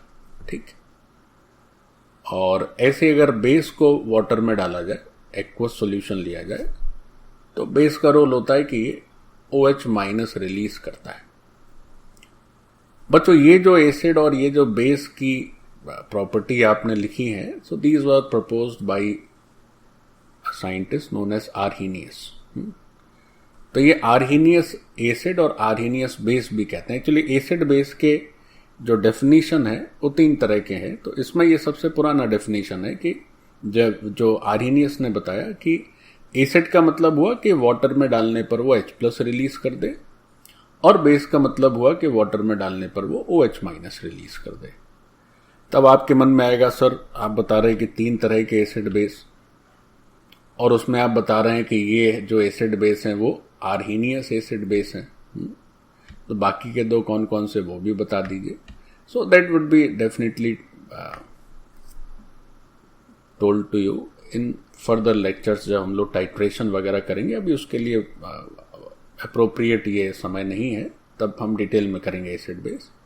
अभी आप बस इतना सा लिख लें कि एसिड का एक्वस सॉल्यूशन H+ रिलीज करेगा और बेस का aqueous solution OH minus release करेगा, and this is the definition known by proposed by Arrhenius.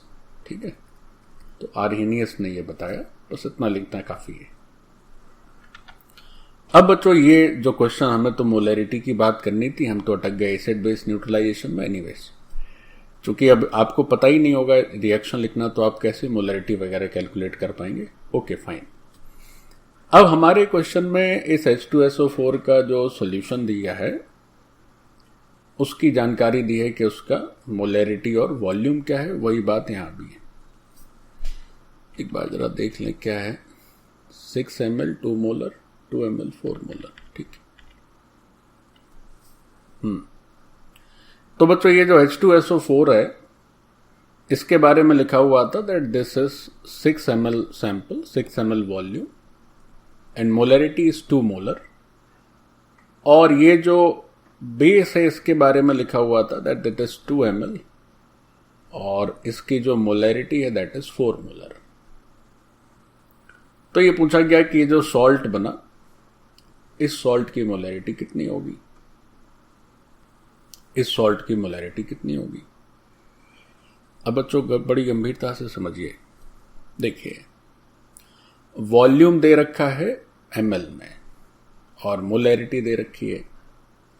तो हम लोगों ने सीखा था कि अगर हम मोलैरिटी और वॉल्यूम से मल्टीप्लाई कर देते हैं तो मोल आता है, लेकिन मोल तब आएगा जब यहां पर लीटर्स हो।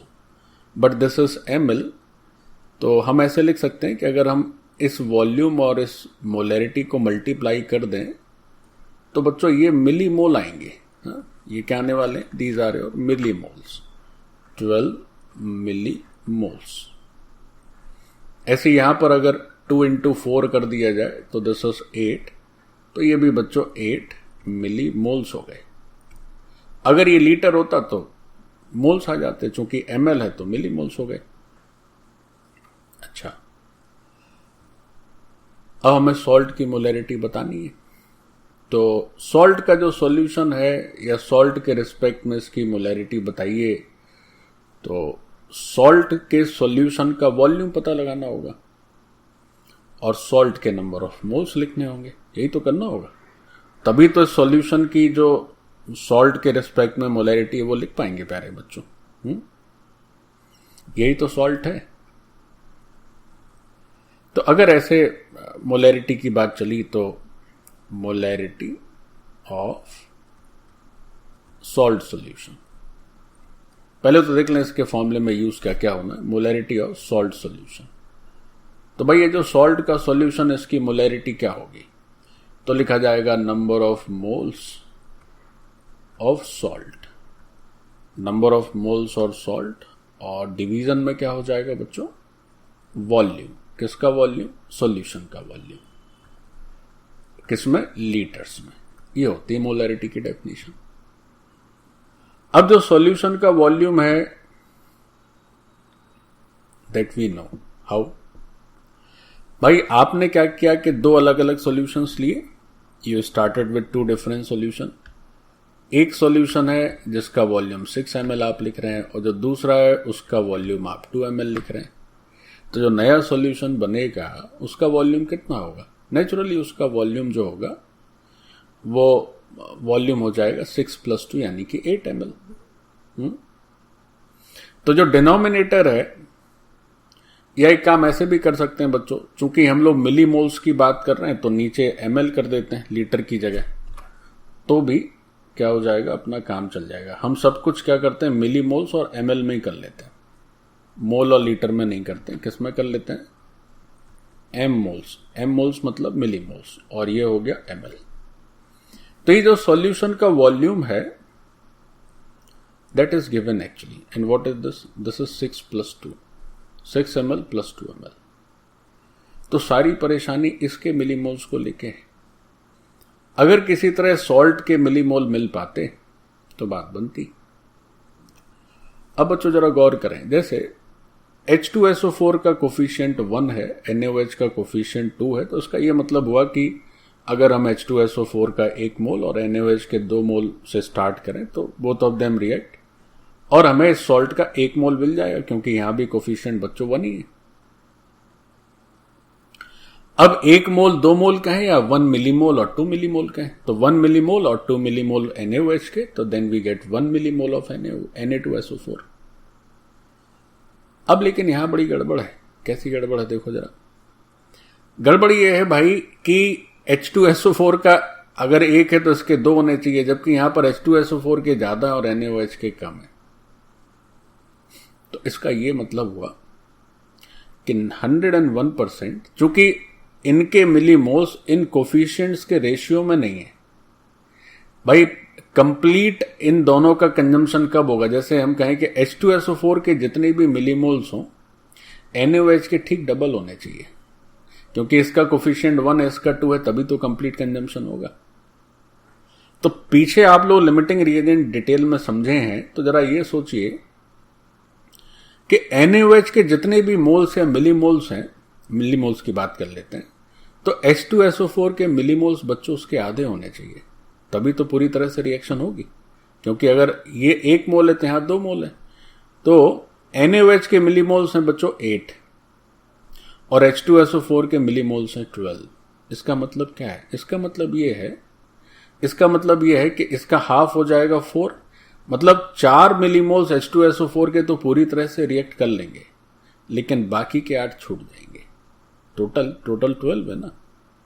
तो हमें यहां पर यह जरूर समझना होगा कि इन दोनों में ये जो H2SO4 है, ये H2SO4 जो है वो क्या है? वो वो एक्सेस में, और ये NaOH लिमिटिंग है। इसका आपको एक तरीका भी मैंने आपको सिखाया था। हम लोग बच्चों कैसे करते थे, कैसे लिमिटिंग और ये कैलकुलेट करने रहते थे।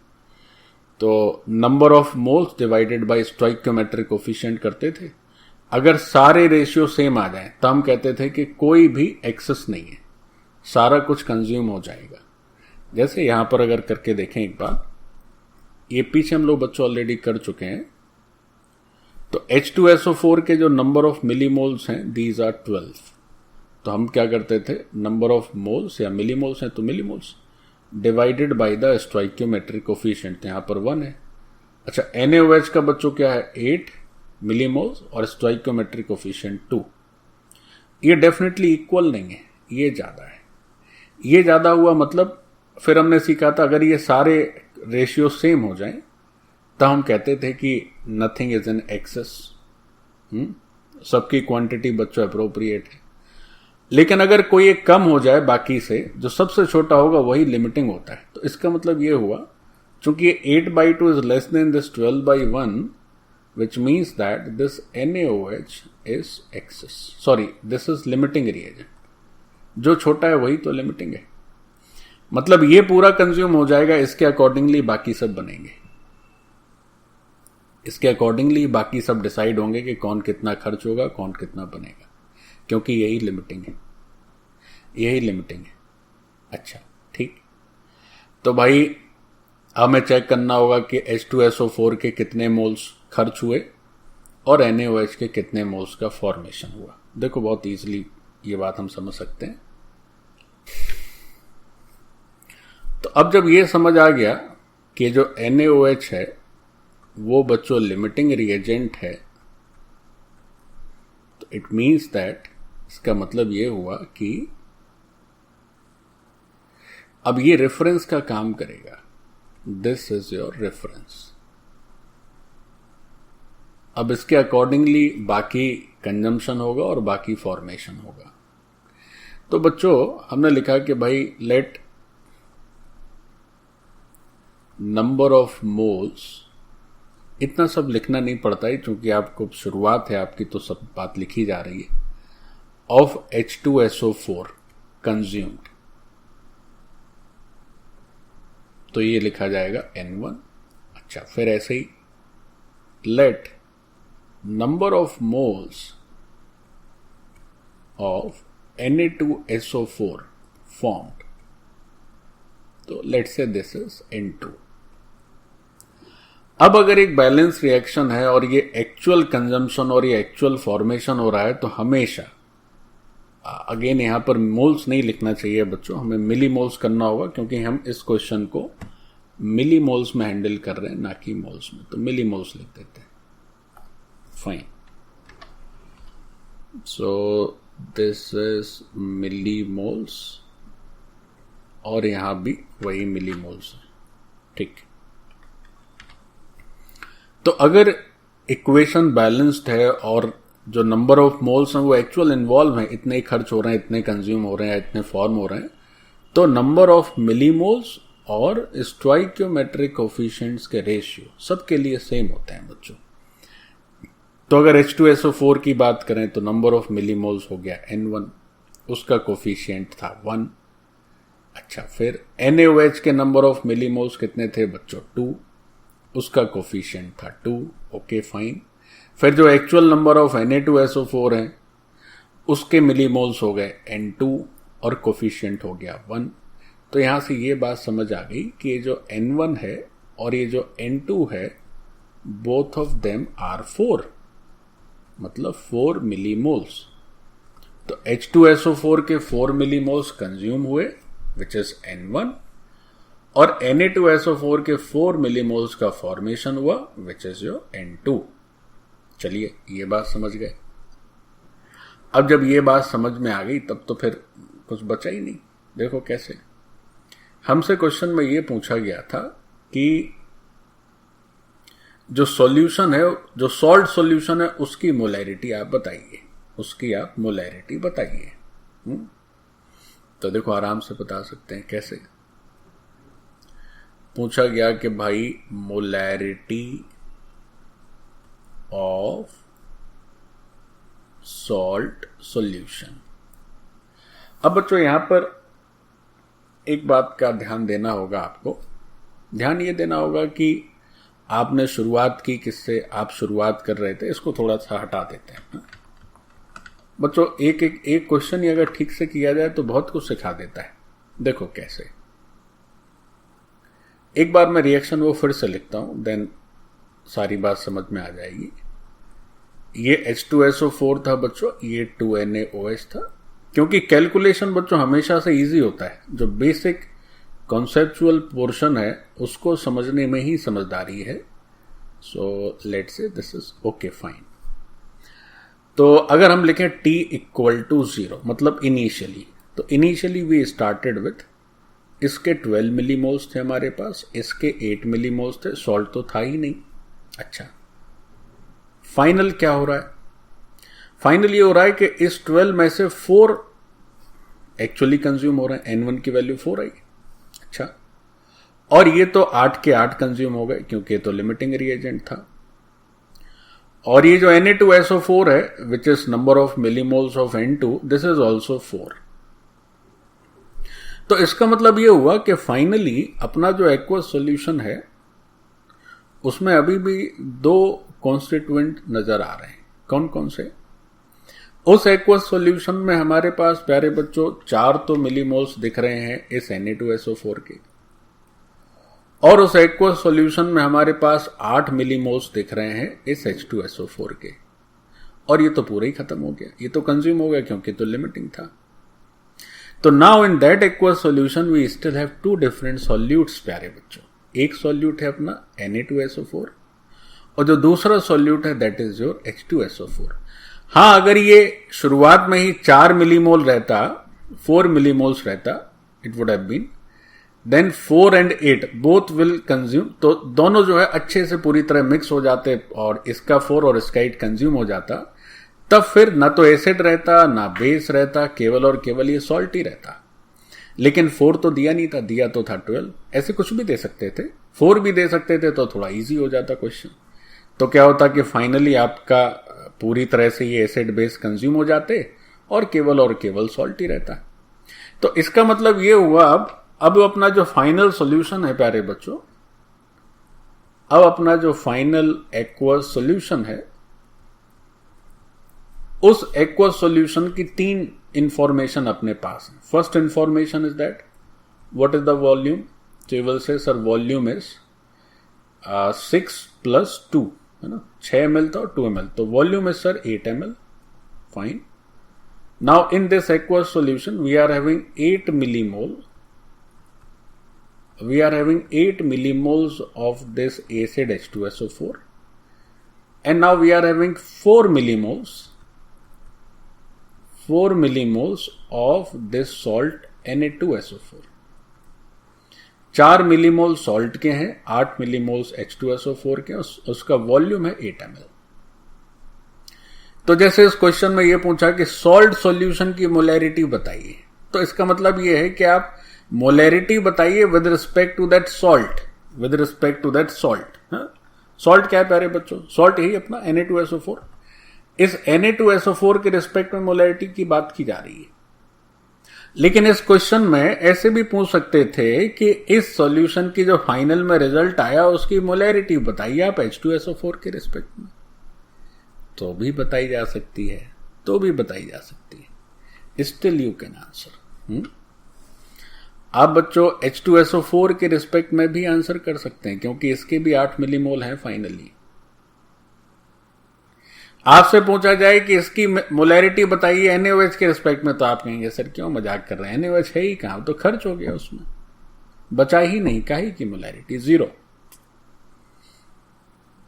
चलिए, तो हम लोग वैसे पूछा तो यही गया था कि केवल Na2SO4 के रिस्पेक्ट में बताइए, लेकिन हम H2SO4 के रिस्पेक्ट में ही बता देते हैं। देखते हैं। तो बच्चों, अगर इस क्वेश्चन में पूछा गया कि मोलैरिटी बताइए ऑफ सॉल्ट सॉल्यूशन, इस तरह से अगर बात की जाए, मोलैरिटी बताइए सॉल्ट सॉल्यूशन की, या ऐसे भी पूछा जा सकता था इस क्वेश्चन को कि molarity of solution with respect to salt, ऐसे भी तो बोल सकते थे। दोनों का आंसर एक ही है। क्या है? तो नंबर ऑफ मिलीमोल्स सॉल्ट के तो 4 आए भाई, दीज आर द मिलीमोल्स। और नीचे बात करें तो volume in ml, so that is 8, this is volume in ml। तो either you take these values in moles and litres और मिलीमोल्स ml, या तो दोनों ही आप मिली ले लीजिए या दोनों से मिली हटा दीजिए। आप केवल मोल्स लेंगे तो नीचे आपको लीटर्स में लेना होगा, बट ऐसा नहीं कर सकते कि नीचे लीटर ले लिए ऊपर मिलीमोल ले लिए, तो गड़बड़ हो जाएगा, तो फिर मोलैरिटी नहीं रहेगी। Anyway, so what is the answer? So this is half m, so its molarity is half, but this is the molarity with respect to the salt। अच्छा, इसी क्वेश्चन में एक और पार्ट ऐड किया जा सकता था, which was not of course given in the question, वो हम लोग अपने मन से कर लेते हैं। ऐसे पूछा जा सकता था कि आप क्या करिए, इस सॉल्यूशन की मोलैरिटी बताइए, molarity of solution with respect to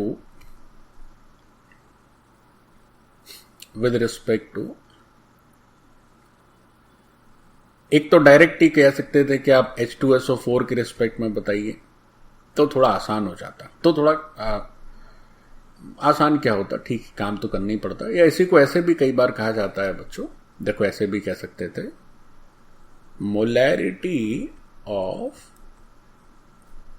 final solution with respect to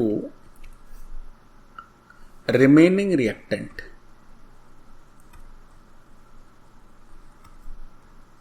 with respect to remaining reactant, ऐसे भी कह सकते थे। तो क्या जवाब देंगे आप? तो कहेंगे कि सर 8 मिलीमोलर बच गया था वो, और 8 मिलीमोलर तो 8 मिलीमोल रह गया था H2SO4, और सर वॉल्यूम भी सर 80 ml है, तो अगर H2SO4 के रिस्पेक्ट में आंसर लिखेंगे तो this is 1 molar, this is 1 molar. So that is the molarity. तो हाफ मोलर हो गया with respect to the salt if you consider solute as salt. और बच्चों अगर सॉल्यूट को आप H2SO4 अज्यूम करेंगे then it would have been 1 molar. So this is the answer of the question. अब इसमें हमने क्या सीख लिया? हमने ये सीख लिया कि थोड़ा सा लिमिटिंग रिएजेंट वाला जो किस्सा था वो फिर से दोहरा लिए, थोड़ा यादें ताजा हो गई पुरानी, और कुछ नई बात नहीं है। तो बच्चों with this part now your basic understanding of molarity must be over by now, है ना। So this part is over. Thank you बच्चों।